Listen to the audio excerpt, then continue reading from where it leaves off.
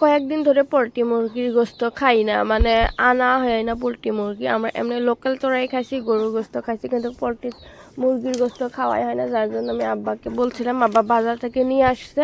আর আমাদের এইখানে তো বাজার সন্ধ্যাবেলায় করে, যার জন্য সন্ধ্যাবেলা নিয়ে আসছে। আর রান্না করতে করতে রাত হয়ে গেছে, আর প্রচুর ঠান্ডার জন্য একদম রান্না করতেই মন চাইতেছিল না।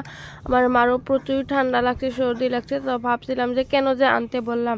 তো নিয়ে আসতে যখন, এখন তো রান্না করতেই হবে। এখানে আমি চুলায় আগুন জ্বালাইছি, আমার মা সব কিছু রেডি করে নিয়ে আসছে, আর আমি এখানে তেল দিয়ে ঢেলে দিলাম। এখন লেড়ে চেড়ে নিতেছি, আর কালারটা তো দারুণ আসছে। আমি মানে সব সময়ের মতো আজও আমি সব শেষে দিয়ে দিছি, শুকনো মরিচের গুঁড়ো দিয়ে দিছি, দিয়ে ভালোভাবে মিক্স করে নিতেছি। আর আমার আওয়াজের মধ্যে একটু ডিস্টার্ব হতে পারে, কারণ এই যে এখানে হাঁসের আওয়াজ আসতেছে, মানে হাঁসগুলো কীরকম জানি করতেছে, সকাল সকাল আওয়াজ দিতেছি। তো মানে এখন টাইম হয়, কিন্তু ওই যে মন মেজাজ ভালো থাকে না, যার জন্য আমি ভিডিওগুলো আগে হাতে এডিট করে রাখি না। না হলে আগে এডিট করে রাখতাম। এখন কেন জানি না রিচ এঙ্গেজমেন্ট সব কমে যাইতেছে, ভিডিওর ভিউজ হইতেছে না, যার জন্য মনটা একদম খারাপ হয়ে গেছে। তারপরে এখানে একটু ঢাকনা দিয়ে ঢেকে দিয়েছিলাম, ঢাকনাটা তুলে এখানে আলু দিয়ে দিল কেটে, নতুন আলু। আর আলু না দিলে আমার ভালোই লাগে না। ভাবছিলাম যে আলু একটু আগেই ভেজে নেব, কিন্তু অত মানে করতে মন চায় না, যেহেতু ঠান্ডা জলদি রান্নাটা হলেই মানে বেঁচে যায়, এইরকম একটা পরিস্থিতি। যার জন্য আলুগুলো এমনি দিয়ে দিলাম, কিন্তু এইভাবে রান্না করলেও ভালো লাগে, কারণ যেহেতু এগুলো নতুন আলু।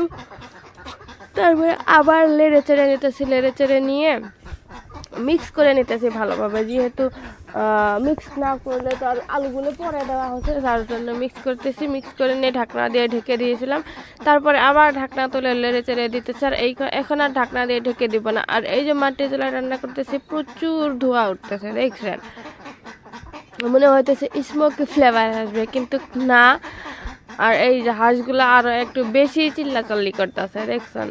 এরা মানে এদেরকে এখন যাইতে দিতে হবে, যদি এখন দিতে হয় যাইতে, তাহলে ওই যে ডিগির মধ্যে নামে নিয়ে আসতে অনেক ঝামেলা হয়। সো এই যে আপনাদের দেখাইতেছি, কালারটা কি সুন্দর হয়েছে, দেখছেন। রাতের বেলা এখন রান্না করতে মন চায় না, প্রচুর ঠান্ডা। আমাদের এইখানে তো অনেক বেশি ঠান্ডা পড়ে কোনোদিন, আর কোনোদিন একটু কম। তারপরে এই যে আমার একদম কষান করা হয়ে গেছে, এই ঝুল দিয়ে দিলাম। এইগুলা কিন্তু এই যে মশলা, তারপরে দুপুরি এগুলা বাটছে যে, ওইগুলার কিন্তু সিলভারটা ধোয়া পানি। আপনারা ভাববেন যে এগুলো আবার কি রকম পানি, ওইগুলা ধোয়া পানি। আমাদের গ্রামে সবাই এরকম করে ঝোল দেয়। দিয়ে আবারও লেড়ে চেড়ে নিতেছি। এবার একবারে ঢাকনা দিয়ে ঢেকে দেবো, আর একবারে তুলে নেব, বারবার আর চেক করতে যাব না। সো এই যে আলুগুলোও সিদ্ধ হয়েছে, মোটামুটি 80% হয়েছে। সো এখন এই যে ঢাকনা দিয়ে ঢেকে দিলাম, আর ফাইনালি আমার রান্না কমপ্লিট হয়েছে। আর আপনাদেরকে আমি দেখাইতেছি, একটু ঝুল রাখছি, না হলে ভাত খাওয়াই হয় না। সো দেখা হবে পরের ভিডিওতে।